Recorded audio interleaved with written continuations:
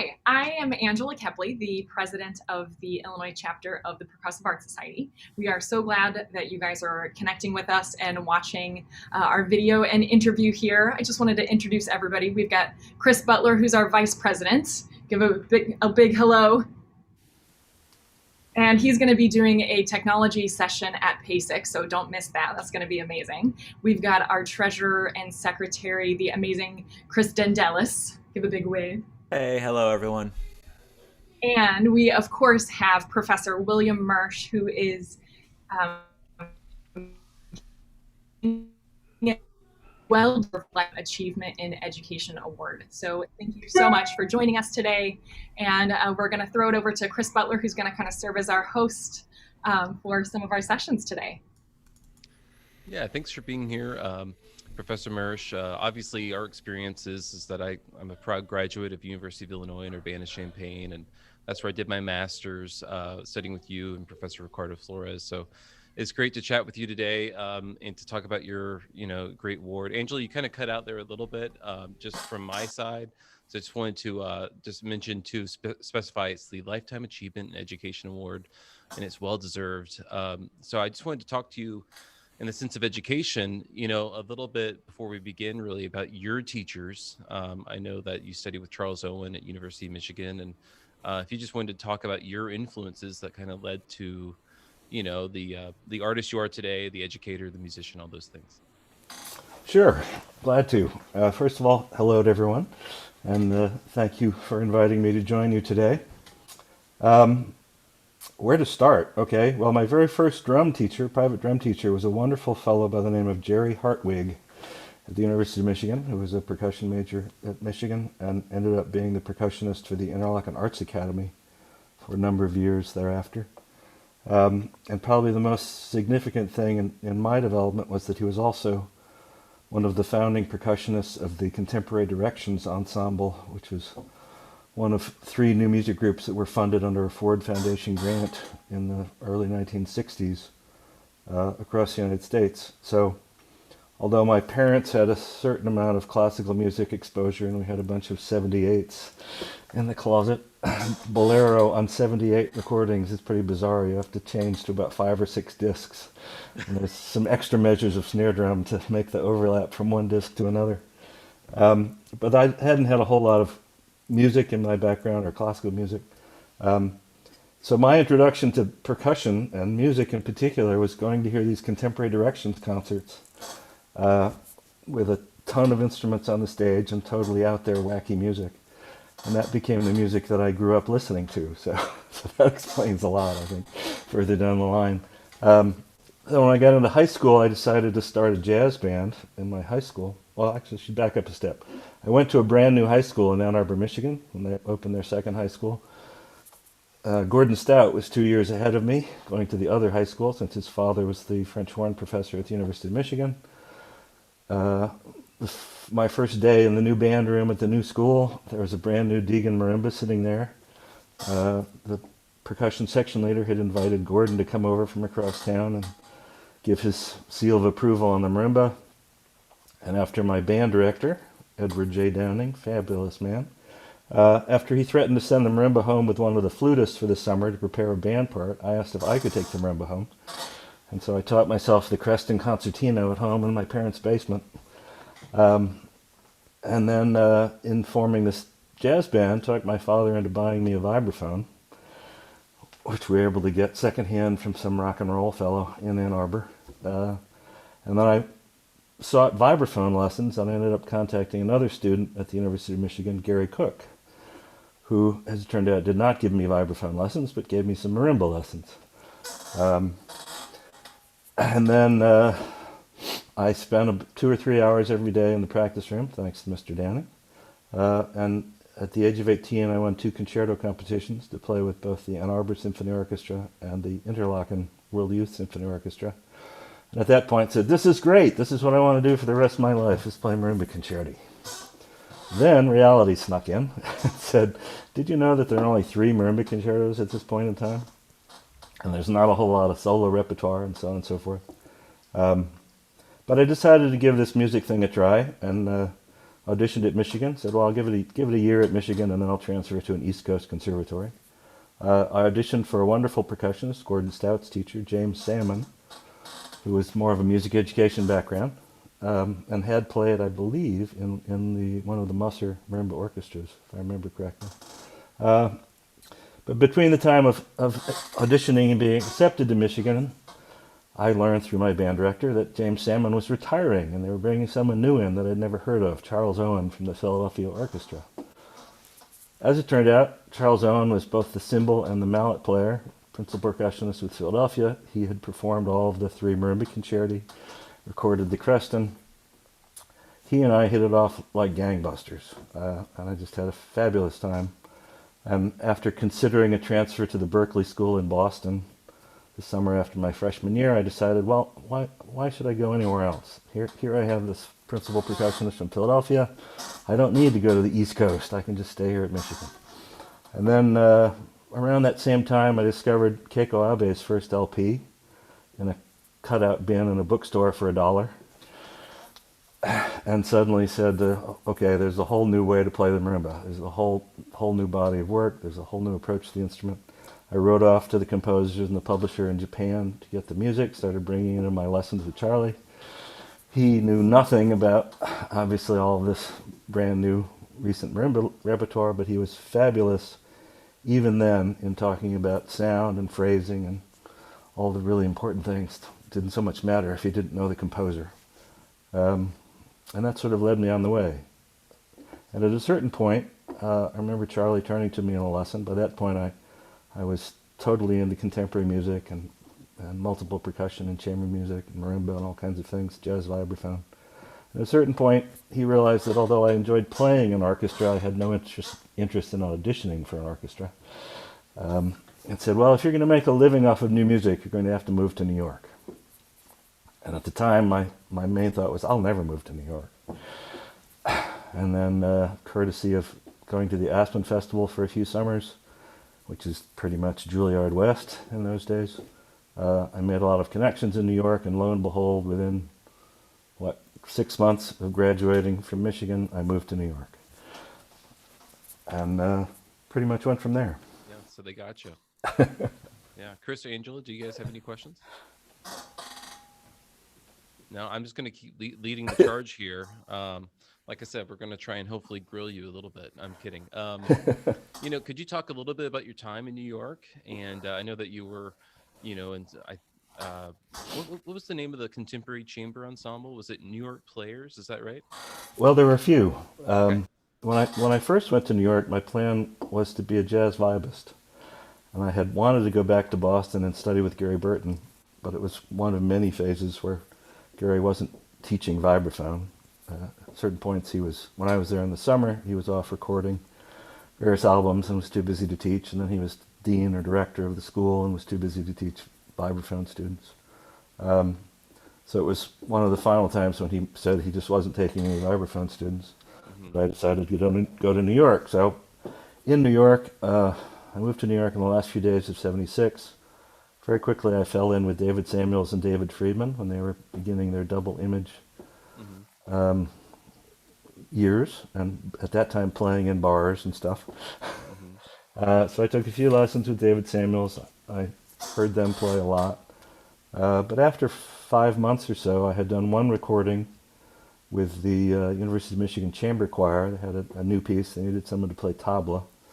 I don't play tabla, but I knew enough how to get some different sounds and so on and so forth, and it was sufficient for that piece. And at that point, I became very disillusioned with the whole jazz vibe scene. So this is worse than classical music. And I broke my lease in New York, and I went back to Aspen for the summer to try to figure out what to do. And by the end of the summer, I decided I would return to New York. I would find a loft downtown. I had an apartment near Juilliard. So I got a big loft down on Broadway on the fringe of Soho. I brought all of my instruments out instead of just my vibraphone. My goal was to start a contemporary chamber ensemble. And this time, instead of, whereas the previous period in New York, I was visiting the village jazz clubs all the time, this time I was going to the new music concerts. And at one of those concerts, I overheard someone soliciting new players for a group. hiring a flutist to be in a new group that they were forming. So I went over and introduced myself. Said, "So yeah, you're starting a new group. Do you need a percussionist?" I said, "Well, no. As a matter of fact, one of our 3 founders is a percussionist. It was a group based out of Yale, composer Daniel Asia. So without missing a beat, I said, "Oh, well, do you need a second percussionist who has a big loft down in Soho and a lot of instruments, and you could rehearse there, and so on and so forth?" Yeah. And then, of course, very much so. Thank you. Welcome to the group. So that was Musical Elements. And in a fairly quick order, I had sort of replaced the founding percussionist, who was really more of a jazz drummer at the time. And Musical Elements ran for 13 years. And in the very beginning, we had a concert every month, and it was a chance for me to, first of all, to play in front of people. It was also, since I had brought all my own instruments from New York, I had quality instruments and calf heads on all the drums and so on and so forth. And for New York percussionists who were used to really beat up instruments rented from Carroll Sound, it was quite a difference in just the sound quality. And I think that helped to introduce me to the scene. It sort of spread from there. And as Musical Elements became more successful, at a certain point I decided that I wanted to transition back to playing solo marimba. So I met with Keiko Abe on one of her trips to New York, and learned about the Tokyo Quintet that she had founded: marimba, flute, clarinet, double bass, and percussion. And lo and behold, those instruments happen to be my favorite people out of Musical Elements.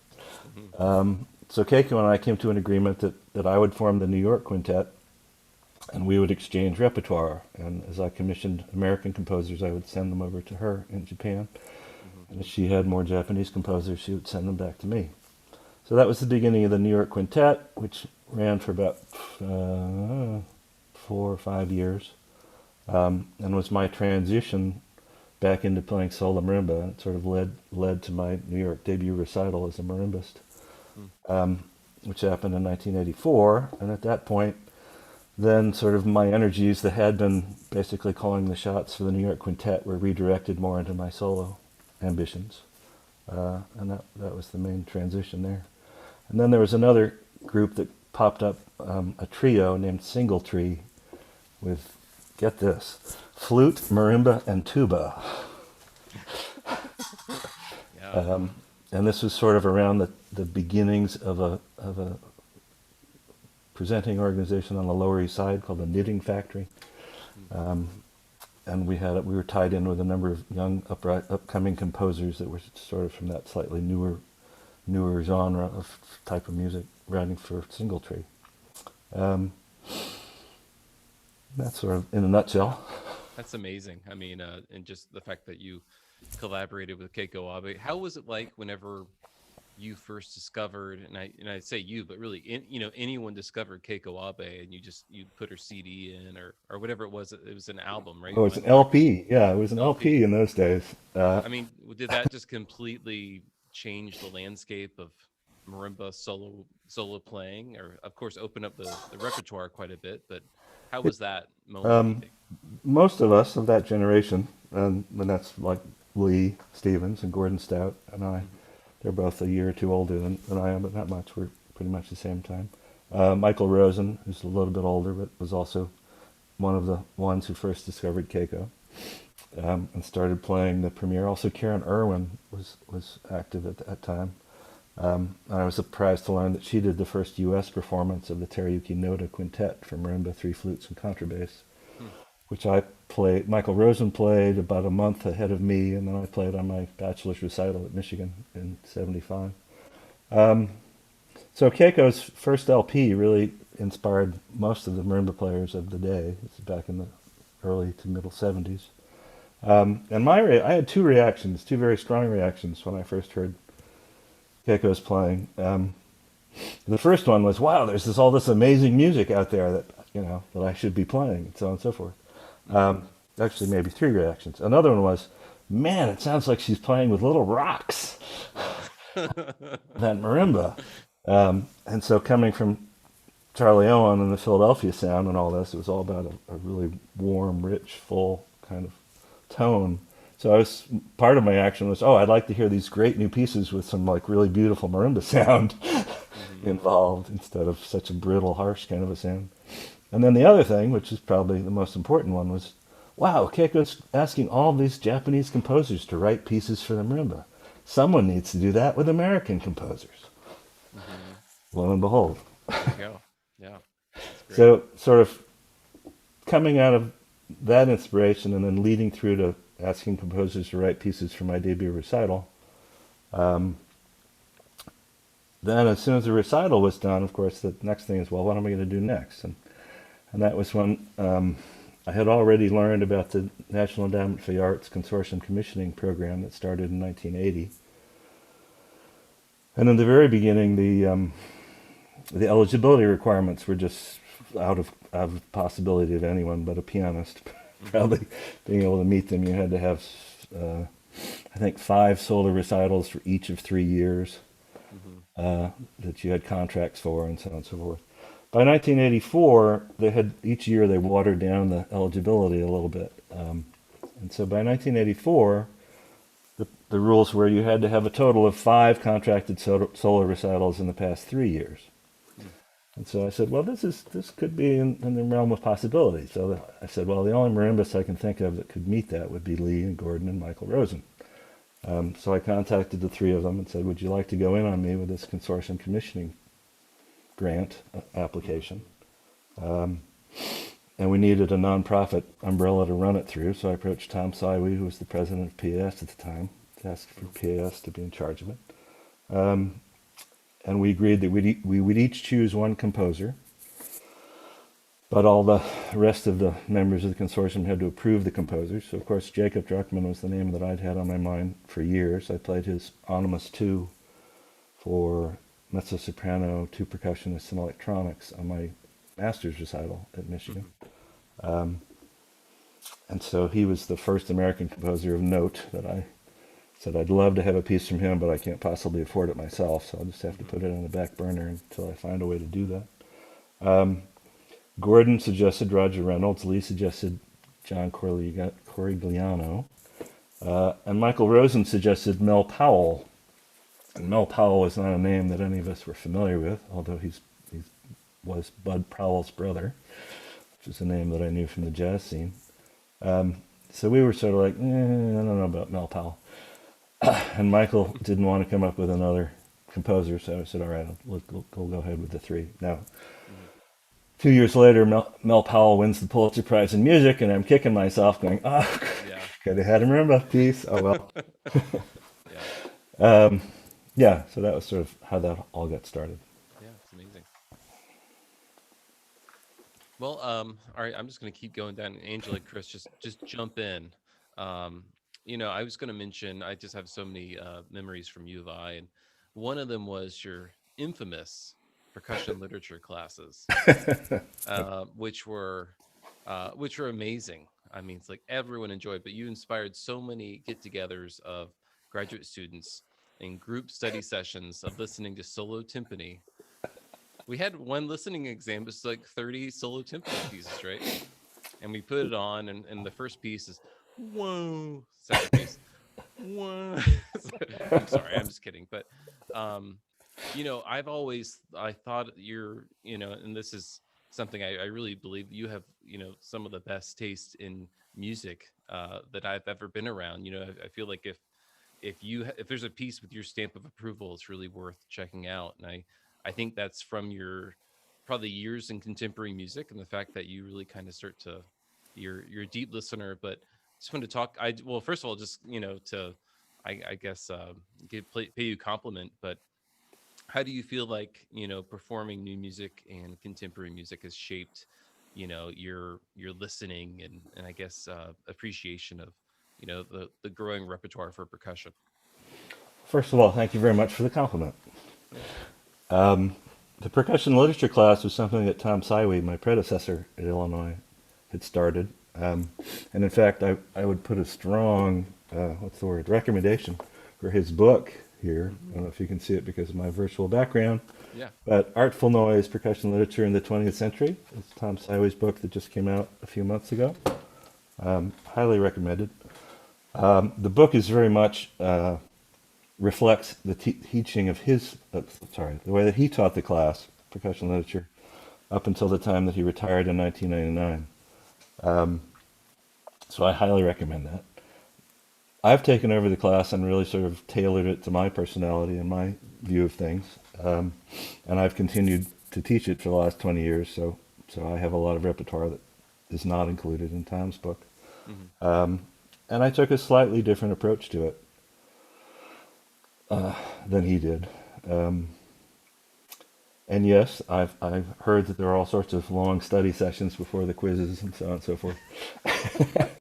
In the course of They were great. I mean, those classes were invaluable, and I still look back to the syllabus you created, because the syllabus itself is as much of a great document as anything in that class, because you've Professor Moersch documented, kind of categories of things, marimba in the 1980s, marimba in the 1990s, marimba concertos, all those things. So yeah, so the way that I chose to organize the class was to look. It's a required course for the master's students and strongly recommended for the doctoral students. And I started from the premise that as a graduate student, I assumed that everyone would know the orchestral repertoire and the history of the instruments. So there's sort of a quick summary at the beginning and a suggestion to read these 3 chapters from the blades, percussion instruments, and their history.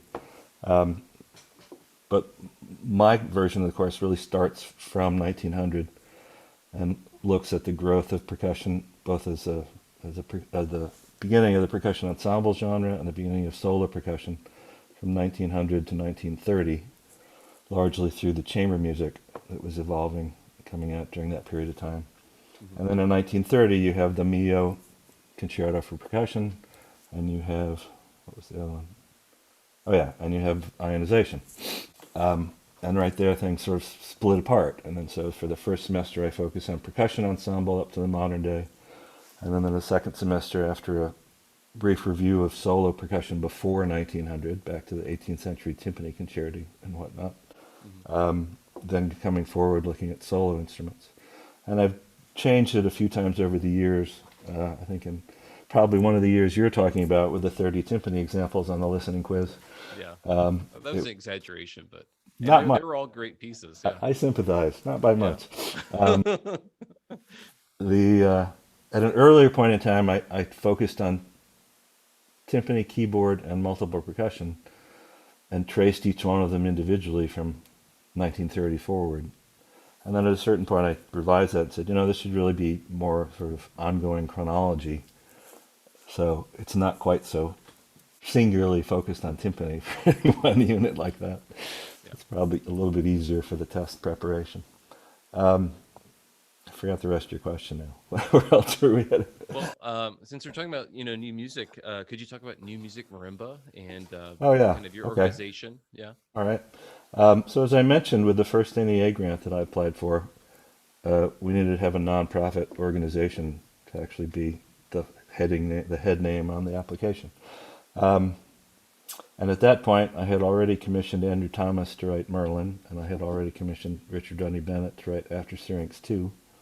And each of them had suggested that they were interested in writing a concerto for me, provided I could line up a performance in Richard's case. So that came about first. And then for Andrew, I remember I'd previously won additional grants from the NEA, a solo recitalist fellowship and a recording grant. And for Andrew Thomas, I put together some applications to try to get funding for a concerto from him.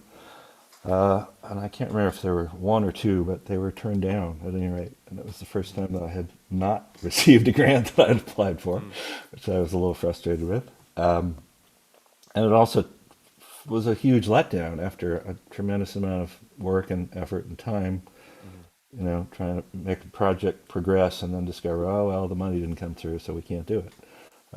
So at that point, I decided that I wanted to put together my own nonprofit organization, first of all, to be able to apply for these grants under my own, or at least my own direct control kind of name.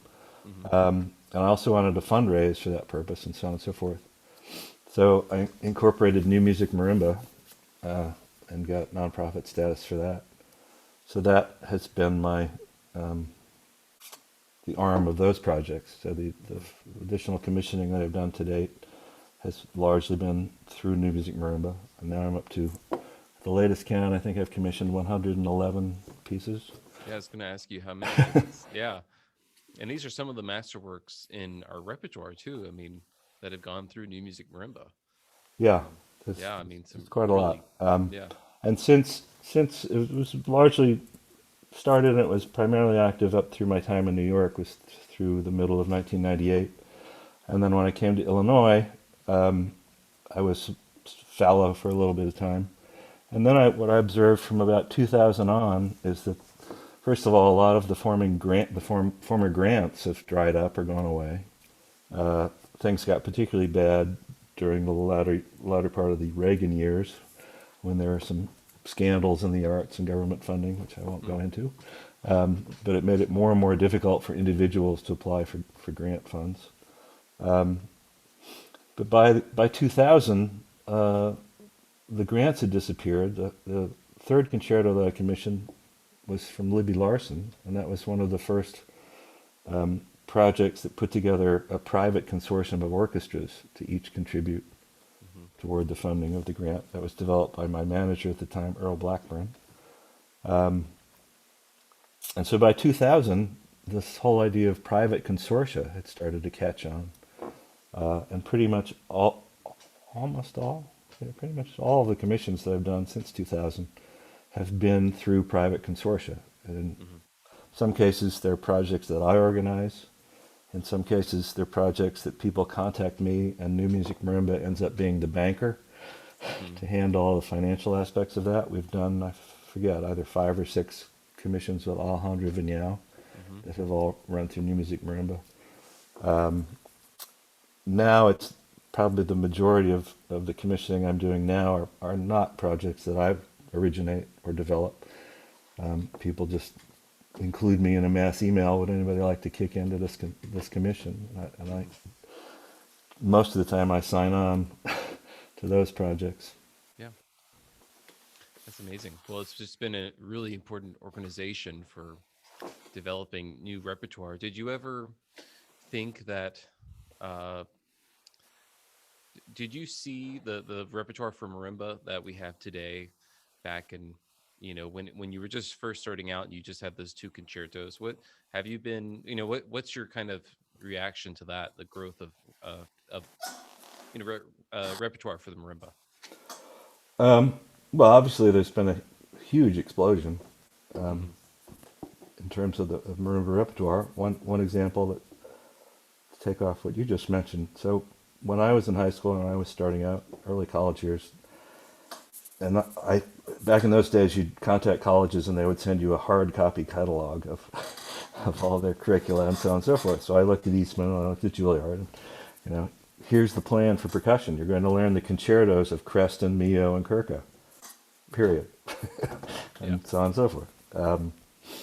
So that was back when there were 3 marimba concerti. Well, I had a long-term project of mine was to try to catalog and make a list of the existing marimba concerti.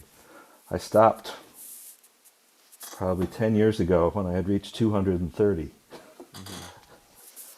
So, and the vast majority of those have been in the last few decades, obviously. And just today, in fact, I was, for my online studio class that we have to have under the current COVID conditions, I've decided this semester, since Tom Saiwi's book is out, we're going to go through his book, 1 chapter a week.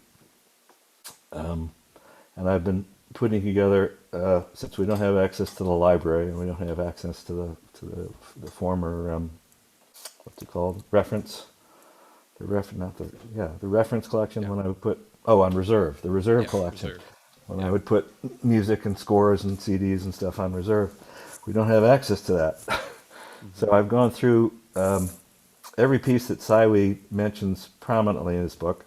I've gone through and found a YouTube clip as an example for all those, and then on about a handful of cases I've had to supplement it with recordings of my own if nothing exists on YouTube. But today I'm searching for the last finishing up chapter 11 and searching for the last few recordings, I came across a Polish woman, Bidarska, I think is her name, a little sort of marimba introduction lecture that she gives in Polish. And in the course of this lecture, she's a very fine player, and she plays little excerpts of a number of different things. So just in sort of glancing through that quickly, she has starts with some Bach, very nicely played. She has Schwantner Velocities is in there. She's got what was it on? She's got some of. She ends with Merlin. She's got. Now my mind is escaping me, but anyway, it's failing me. At any rate, there are 5 or 6 pieces that did not exist until the last, period of time, and it just struck me sort of fascinating that I couldn't understand the Polish, of course, but just that she was able to draw from this body of repertoire and pull out these excerpts to show so many different examples of what the marimba was capable of, and it was the sort of thing that just didn't exist 50 years ago at all.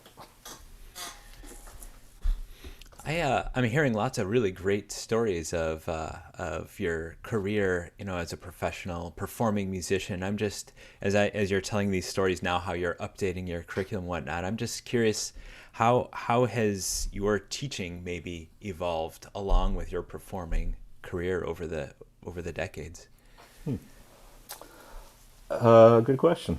Let's see. I first started teaching the fall after my New York debut recital in 1984. In fact, it was because I was able to get a very nice review in the national edition of the New York Times and also in the New Yorker that I got a call shortly after saying from the director at Rutgers, they're looking for a percussionist, so on and so forth. So I taught part-time at Rutgers for 14 years. I'd go out 1 day a week.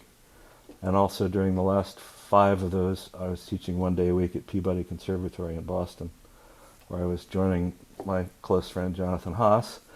I was just there to teach marimba at Peabody.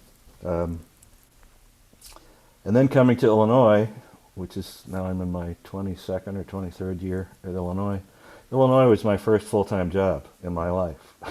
So, A, that was a bit of a surprise, and B, it put me in a position where I had to. I'm a pretty organized person to begin with, but it put me in a position where I had to be even more so in putting all these things together. I'm also fortunate that at Illinois I have a wonderful colleague, Ricardo Flores, and we share the percussion studio. So we've been able to develop a number of things around that fact. So all the students alternate semesters between the two of us. I definitely made changes in the way that I teach and what I teach over that span of time, as I hope anybody would. I was just marveling this morning, it crossed my mind that I was in the first class of students with Charles Owen at Michigan in 1972, and he taught there for 12 years before he retired. And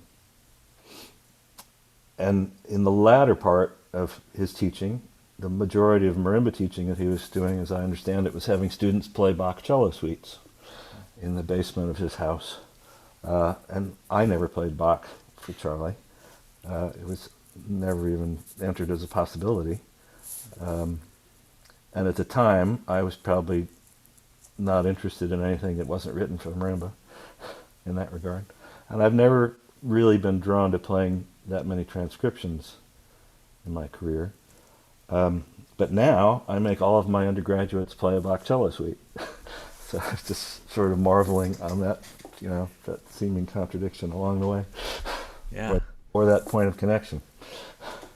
So I, as you might imagine, as Chris might have alluded to, I originally put together a marimba syllabus and repertoire list when I created a graduate degree program in marimba, both at Rutgers and at Peabody. And I would accept anyone, this is in the early 1990s, I would accept anyone who wanted to get a degree in marimba provided they had an undergraduate degree in percussion first. But I didn't think it was viable to think about only being a marimbist from the very beginning. That may have changed by now. But this first syllabus was also sort of a diagnostic tool, where if I got a new graduate student in, whether marimba or percussion focused, it was a question of, here, look at this list and check off the pieces that you know. And it also came about from a period when I was doing a lot of college master classes and clinics.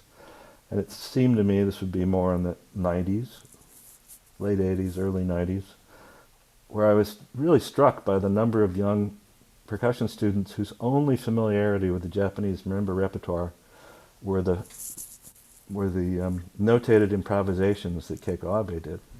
Her collection of pieces, you know, variations in Japanese children's songs, so on and so forth. That was the only part of the Japanese marimba repertoire that they knew. They didn't know any of the pieces from 1968 through 71 from the 3 solo recitals that she did. And I thought that was a major failing in one way or another. So part of the reason that I put together this syllabus was in an outline form, and the idea was that any potential student or marimba student who was seeking to further themselves should know at least one piece from each of the sections on this outline before they focus too intently on any one section in its own right. And Keiko Abe's music was one section of that outline. So that was part of it, as far as how that developed. And I've expanded it to some degree. I've also sort of moved away a little bit from that, I guess, the rigidity of that. And the other thing I've noticed is that times have again changed. And personally, I find almost no interest in a marimba degree, you know, exclusively. I've had maybe, you know, as opposed to the 1990s when it seemed like everybody that I ran into was asking for that. Now I've had, I think, only one DMA student at Illinois who came in from the beginning saying this is really what I want to concentrate on. And I know that Nancy Zaltzman, through Berkeley and Boston Conservatory, is offering such a thing and has a number of students along those lines. But I think what we've seen is the way that anything will evolve over a period of time. We had a point, in fact, when the Crescent was written in 1940, there were maybe, you know, Ruth Stuber-Jean was probably the only person in the world who could play that piece at that time. And then I came up and learned it as a high school student.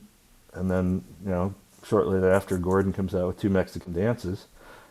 And Gordon was the only person who could play that for a while. And then suddenly high school students all over the place were playing it. And we've also, in that same period of time, we've gone from a point of orchestral percussionists being locked into one instrument or one area. He's the mallet player, she's the cymbal player, you know, so on and so forth.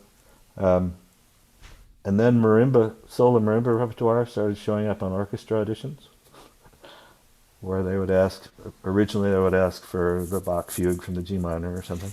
And then the Met has an audition and they ask for one of the pieces from Miyoshi's Conversation Suite. And another point, Philadelphia was asking for one of the Musser etudes, because I remember I coached, blanking on the name, Chris, the principal in Philadelphia now. Davini, right? Yeah, Chris Davini, right. Yeah. I remember I coached Chris Davini on the Musser etude for that audition. Mm-hmm. Anyway, so then we've moved through that sequence, and now we're at a point where, first of all, a lot of the orchestral percussion sections now are no longer instrument specific. So we have the New York Philharmonic. Chris Lamb plays whatever he wants to play. Everybody else moves around accordingly, you know. And there was a little bit of that before, but not as much as there is now. And now we're at a point where you have orchestral percussionists who are very fine marimba players. You know, the current generation right now. Almost anyone I can think of the younger generation who's in an orchestra position is probably a pretty darn fine marimbist at the same time. And so there's sort of less of a need for the specialization that seemed to be the only way to go at an earlier point in time. So that's reflected in the way that I'm teaching, and my main goal with my percussion studio is that I want everyone in the studio to be as versatile as possible on all the instruments and on all different types of music, Because the bottom line always comes down, once you're out of school and you're trying to find a job and you're trying to make a living for yourself, you have to be able to say yes to any opportunity that happens to come your way. You cannot afford to say, I don't know how to do that, or I'm not interested in that, or whatever. Yeah. Particularly in the first few years. Whatever it is, you just have to be able to do it. I'm in New York, and the first time the Metropolitan Opera calls me up and asks if I'll play for something, they said, can you play zither for the Rise and Fall of the City of Mahagoni? And they got my name because I agreed to learn Hungarian cymbalum for the Aspen Festival to play Hari János, when Charlie wouldn't do it. So I said, okay, I'll do it. And then that evolved into playing hammered dulcimer for the New York Shakespeare Festival for Shakespeare in the Park. And then that evolved into playing hammered dulcimer on a lot of film scores and commercials and jingles and TV series and things like that while I was in New York. So this is how the Met somehow connected my name to zither. I'd never played zither before in my life. And I knew a little bit about the play, the opera, because Robert Dick, the contemporary flutist, had played a version at Yale when they did it and played the zither part on an open-stringed instrument. And I know it was in one song in the second act. It's a single-line melody. How hard can it be? So this was the Met. I said, okay, let me come down and look at the music first before I agree to this. And I go into the music library, and this is an earlier generation there, so I forget the gentleman's name, the contractor, short, rotund fellow. I'm in the music library, they show me the music. Yes, it's a single line melody. It's sort of A prime B kind of thing. Yeah, I can play. I should be able to play this. I can play this. And the contractor says, so how loud is this instrument? Are we going to have to amplify this in the pit? I said, I don't know. I've never played it before. Yeah. And he draws himself up to his full, 4'11" height and says, good, this is the Met. It has to be great. So I go, okay, don't worry, it'll be fine. I go down to Music Inn on 4th Street, New York, and I buy a zither, open string zither, saying, okay, I can handle this. This is the sort of thing that Robert Dick did. Go home, figure out how to play it, come into the first rehearsal, get through the first rehearsal. Contractor comes over and says, Maestro Levine doesn't like the sound of that instrument. Is there something else we could use? So I go down to Carroll's, where I was close friends with Harry Brewer, who was still working at Carroll's in those days. And I go digging around through the back shelves at Carroll's, and I come up with this German zither from the late 1800s. And I also tracked down a zither method book when I was back in Ann Arbor seeing my parents for Christmas, also from the late 1800s. And the classic zither has a fretboard and is tuned like a viola with two of the top strings. And you thumb pick with your right hand on this fretboard while you're fretting with your left hand with the side of your thumb and with your other few fingers in your left hand. And there are chord strings that you strum by pushing away from yourself with the other fingers of your right hand.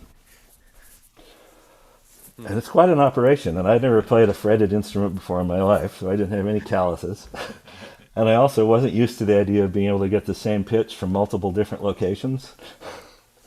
Yeah. Basically having a keyboard background kind of thing. So I worked it out, figured out how to do it. Okay, I'm all set. Take it in for the next rehearsal with Levine, and it's like, okay, they like the sound of this one. Turns out we are amplifying it, and so on and so forth. But I have to paint the scene for you here. This is 1979, Metropolitan Opera. James Levine is conducting. It's on live from Lincoln Center, so there's a live television broadcast version of this happening. The Rise and Fall of the City of Mahagoni is by Bertolt Brecht and Kurt Weill. It's in 3 acts. It's about this hedonistic city called Mahagoni, which is somewhere vague place. It's unclear if it's off the coast of Africa or exactly where it is located. And it's sort of like, it's sort of like the city of Sodom or something like that, where all the degenerates end up there and things are wild and crazy and Wild West and so on and so forth. And there's by the second act, there's a scene the first scene in the second act, there's a typhoon that threatens to destroy the city of Mahagoni. So you got, 80 to 100 piece Metropolitan Opera Orchestra. Fred Hinger is playing timpani right over there.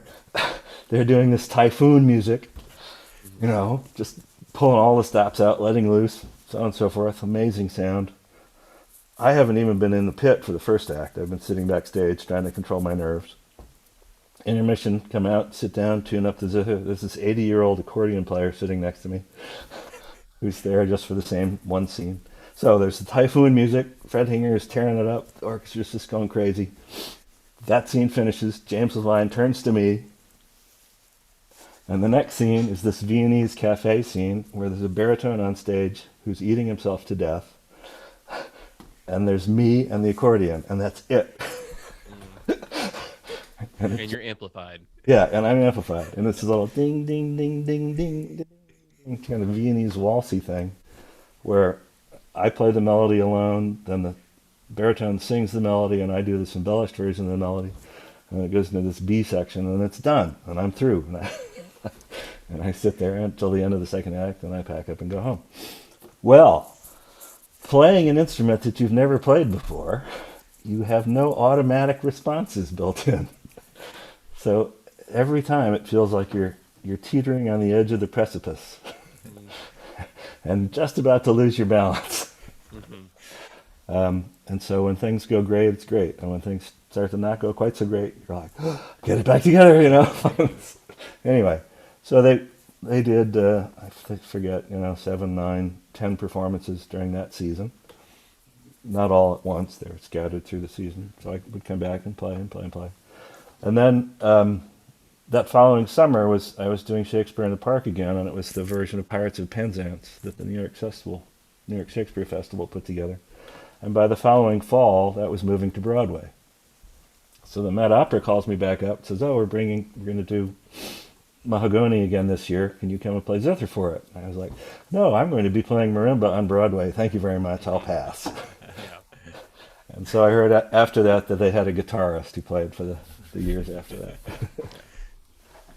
Well, and the Pirates of Penzance, too, I've heard you mention that before as being a particularly difficult show. Is that correct? Well, it's not a difficult show. It's just that we reorchestrated all the music for it. William Elliott was the music director for that, and I had met him in Aspen. I had worked with him on a number of shows at the Public Theater. The summer before, he had done Othello, Shakespeare's Othello. And I conducted a small band and played marimba, boobams, hammer, dulcimer. I think that was it, and conducting for 4 other musicians. Mm-hmm. And then in the summer of '80, AT&T usually funded the Shakespeare Festival, and they pulled their funding out, and Joseph Papp said, okay, well, we're not doing Shakespeare then, we're going to do something else. And they ended up deciding to do Gilbert and Sullivan, Pirates of Penzance, except they turned it over to William Elliott, who said, all right, we're going to completely reorchestrate this with no strings at all. It's just going to be keyboards, brass, winds, and percussion. And so for that, I spent a week with Bill Elliott and 2 keyboard players and William Rule, who was another percussionist. And there was no full score, apparently, of the orchestra version. So we worked from a piano-vocal reduction, 8 hours a day.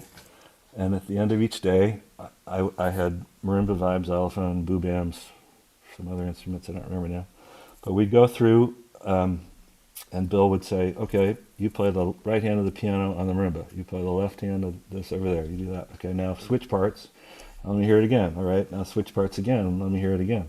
Yeah. And so it was totally orchestrated in rehearsal, by just experimenting and say, okay, try doing this. Let me hear it. Try doing this. Let me hear it. And at the end of each day, I'd go home with red marks all over this Xerox copy of the piano vocal score. And I'd sit at my marimba that night and say, okay, now, what am I actually going to play? How many of these notes am I actually going to play? And so on and so forth.